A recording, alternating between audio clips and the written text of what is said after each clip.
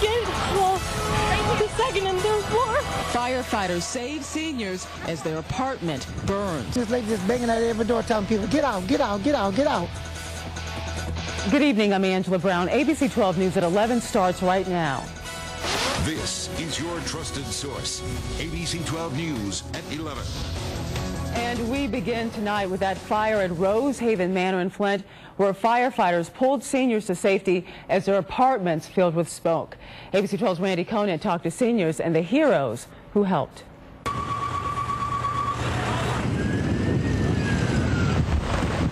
The fire started on the Hammerburg side of the building. Flint Township, Davison, Burton, and Grand Blanc fire departments all responded, along with dozens of ambulances. Okay. They're playing solitaire, and I heard the siren go off and off and off, and just kept going off. So I went to my door to see what was wrong, and I finally seen this lady just banging at every door telling people, get out, get out, get out, get out. Between 250 and 300 people live here. Because of the weekend, no one was sure how many were in the building. Oh, absolutely the nightmare. I mean, you have to have everybody accounted for. It's Sunday. People visit, people go out. You don't really know who's home and who's not. This is a 3-story building, and firefighters had to rescue many who were trapped in their rooms.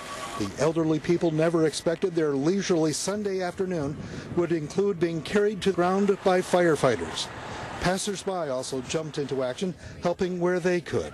Smoke was all over, and some of the people didn't want to leave because they thought it was a regular fire drill. But we was able to get some out, especially one lady, she was blind, so she wanted to hesitate. I said, no, you got to go now. A lot of people couldn't even hear the alarms or know what was going on to even come outside. We had to knock on many doors, carry people out, bribe them, you know, get out, we'll do this, get out right now. And I'm just happy by the grace of God that everybody we got out was okay. No fatalities. We had 10 injuries. 2 of those were first responders, firefighters, and we had 8 senior citizens that were injured. Nothing major. 9 of the injured were taken to Hurley Medical Center in Flint. 1 was taken to McLaren. One of those who rushed into the building to help says the sprinklers were not working in the building. A state police fire marshal is investigating. In Flint, Randy Conant, ABC 12 News. Seniors who were evacuated were taken to a nearby senior center. Over 200 were taken by bus to Burton Senior Center on Grand Traverse. All were forced out of their apartments, leaving behind medication, wheelchairs, and things they need to get around.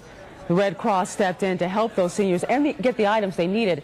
They also contacted family members. Many seniors were reunited with their loved ones at the Burton Senior Center.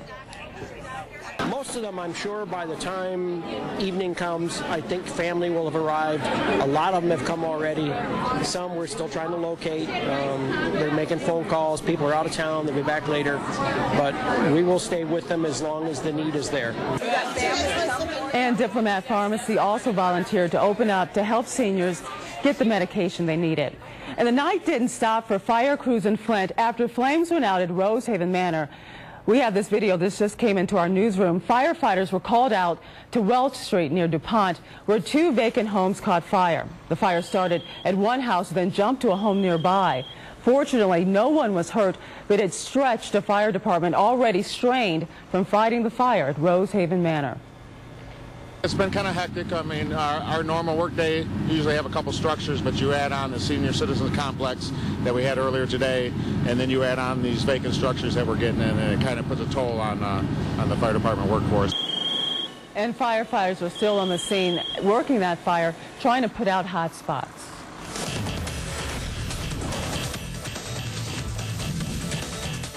New at 11, a Saginaw man is in critical condition after being shot at least twice. The shooting happened near Huntsley and Bloomfield around 11:30 last night in Saginaw. According to published reports, a 22-year-old man was shot in the neck and the leg. Call Saginaw police if you have any information. If you were sitting in the dark this morning in Saginaw, you weren't alone. Thousands of people were without power. Consumers Energy says a squirrel caused damage at the Bristol substation, knocking out power to over 2,100 residents for around 4 hours. While in Genesee County, high winds knocked down power lines, leaving residents in the dark. At last check, less than 100 customers were without power. Now let's check in with Kevin to find out if strong winds will cause any more problems overnight. He's in the First Alert HD Weather Center with the answer. Kevin. Angela, wind speeds will be dying down overnight, but to get frisky once again on Monday, we could see some gusts up around 35 or even 40 miles per hour. Outside right now, pretty quiet with ABC 12 First Alert HD Doppler radar showing absolutely nothing. We continue with a freeze warning along the 127 corridor, Clare, Isabella counties, over to Gratiot, down into Clinton counties, Lansing area, and back across the western side of the state. Some of the current temperatures are running in the upper 30s to very low 40s. And here's Pinpoint Predictor. By tomorrow morning, temperatures will be dipping down lower to middle 30s.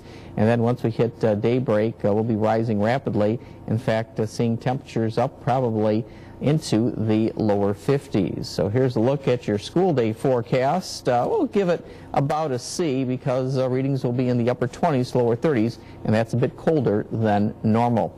We'll let you know if there's any sort of warm-up on the way with your First Alert forecast coming up in a few minutes. Now to wicked weather that will pound the East Coast. A spring nor'easter is rumbling along the East Coast and is expected to bring rain, heavy winds, and even some snow. From Philadelphia north through New York City and into southern New England, up to 4 inches of rain could fall, with the heaviest downpour expected early Monday. Forecasters say the storm is atypical for April.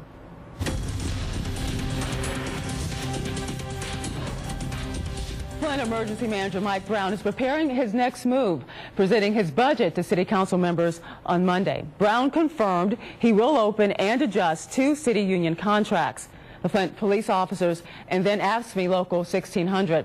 Brown also announced on Friday he is adding a public safety administrator to oversee both the police and fire departments. Barnett Jones held a similar position in Ann Arbor. Jones will work as a contract employee with a salary of $135,000 and limited benefits. Meanwhile, Governor Rick Snyder is preparing to talk about Detroit's economic future. Snyder's office says the governor will participate in a working group session in the city tomorrow morning. He'll then address the public. Snyder and Detroit officials recently reached a deal that created a joint oversight panel to monitor the city's efforts to close its budget deficit. And so to come on ABC 12 News at 11, knowing your rights when going to court, how the Genesee County Prosecutor's Office is trying to help. Then George Zimmerman is spending another night behind bars. We'll have the latest from Sanford, Florida after the break. You're watching ABC 12 News at 11 with Angela Brown, meteorologist Kevin Goff, and Ryan Slocum with sports. ABC 12 News, your trusted source.